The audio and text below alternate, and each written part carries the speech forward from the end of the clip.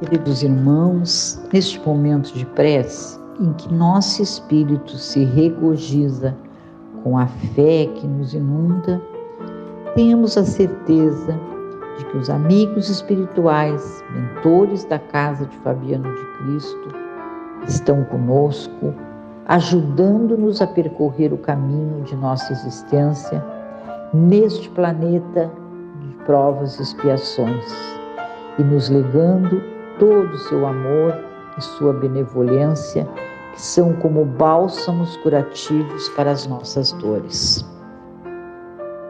A prece de hoje está embasada no capítulo 7, Bem-aventurados pobres de espírito, que faz parte do Evangelho segundo o Espiritismo de Allan Kardec. E o título do capítulo é O que é preciso entender por pobres de espírito.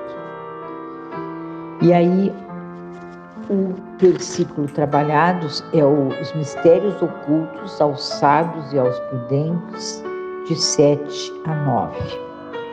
Então Jesus disse estas palavras: Eu vos rendo glória, meu Pai, Senhor do céu e da terra, por haver-vos ocultado essas coisas aos sábios e aos prudentes, e por as haver revelado aos simples e aos pequeninos. Mateus, versículo de 11 a 25.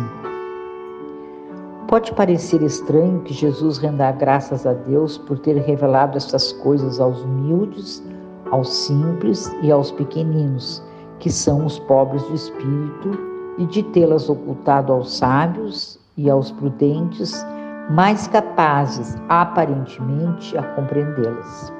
É preciso entender pelos primeiros, os humildes, que se humilham diante de Deus e não acreditam ser superiores a ninguém, e pelos segundos, os orgulhosos, envaidecidos de seu saber mundano, que se acreditam prudentes, pois negam a Deus, tratando-o de igual para igual, quando não o rejeitam.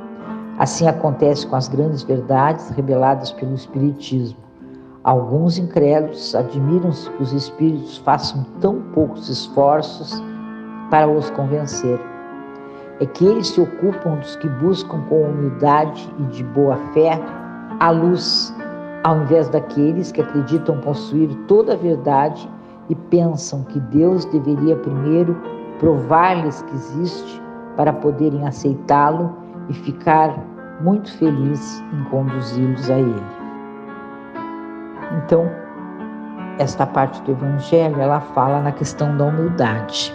Então, um homem pode ser humilde sem se tornar alvo de humilhações? A humildade deixa as criaturas sem autoestima? Por vezes, quando exaltamos a humildade, há pessoas que duvidam da excelência dessa virtude e acreditam que ser humilde é o caminho mais rápido para ser pisoteado pelos orgulhosos e poderosos. Não é exatamente assim. Quando Jesus nos ensinou sobre a humildade, disse que os pobres de espírito são bem-aventurados porque teriam o reino dos céus. Mas atenção, pobre de espírito não significa, em hipótese alguma, ser pequeno de ideias ou uma pessoa de espírito inferior.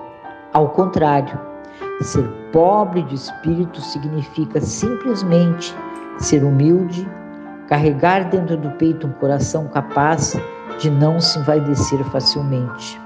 Ser pobre de espírito representa a conquista de um estado espiritual que não cede espaço para manifestações de egoísmo.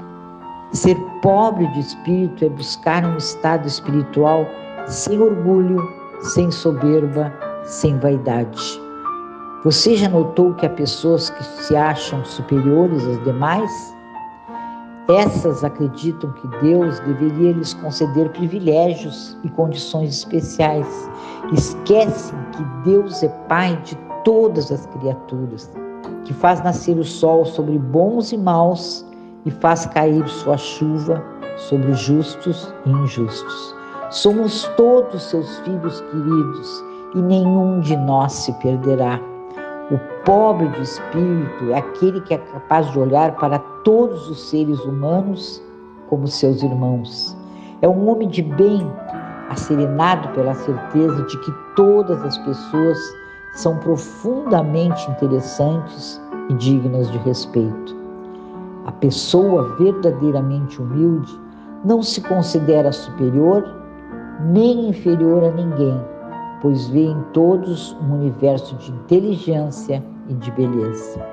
Por isso, o humilde não discrimina, nem maltrata a qualquer pessoa.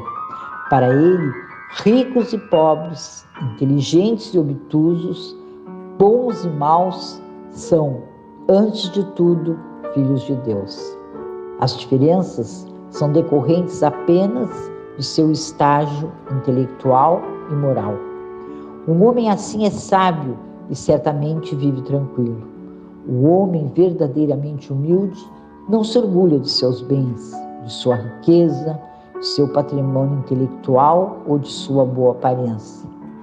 E age assim porque sabe que tudo é passageiro na vida terrena. Ao deixarmos esse mundo, ficarão para trás todos os bens materiais e também o corpo físico. Além disso, bem antes da morte, a vida já vai nos mostrando que estamos em um mundo onde as coisas são profundamente transitórias. Para quem é belo e jovem, vale lembrar que o corpo envelhece. Para os que têm saúde, é sábio recordar que as doenças podem vir a qualquer momento. Os que se orgulham de riquezas e de uma boa posição social devem observar que tudo isso pode lhes ser retirado a qualquer momento. Por isso, vale a pena, em qualquer situação, oferecer o melhor de si a todos, indiscriminadamente. O homem humilde é o mesmo em todas as ocasiões. Se está em uma situação desfavorável, conserva-se tranquilo e não se sente inferiorizado, pois conhece suas potencialidades. Se vive em condições confortáveis, busca vivenciar a solidariedade, a alegria, o bom humor e a tolerância. É assim que se constrói um futuro de alegria e de realização. Então, queridos irmãos, nada melhor do que nos dispormos à oração sincera, numa rogativa de quem conhece as próprias deficiências e as fragilidades da alma. Deus de misericórdia, se algum êxito me busca, deixa-me perceber a tua bondade sobre a fraqueza que ainda sou. Deus de misericórdia, auxilia-me a conservar o anseio de encontrar-te. Quando haja tumulto ao redor de mim, guarda-me o silêncio interior em que procure ouvir-te a voz. Diante dos outros, consente, Pai, que te assinale o infinito amor, valorizando-me a insignificância através daqueles que me concedam o afeto. Se aparecerem adversários em meu caminho, faze-me vê-los como sendo instrumentos de trabalho dentre aqueles com que me aperfeiçoas. Na alegria, induze-me a descobrir-te a proteção paternal, estimulando-me a seguir para frente. Na dor, fortalece-me os ouvidos para que te escutem os chamamentos de paz. E quanto mais possa conhecer em minha desvalia os recursos iluminados do oceano dos mundos e de seres que construíste no universo. Então, Deus misericordioso, que eu tenha a simplicidade da gota d'água, que embora unicamente anônima a gota d'água, se sente tranquila e feliz porque se vê capaz de refletir-te a luz no brilho eterno da criação. Que assim seja.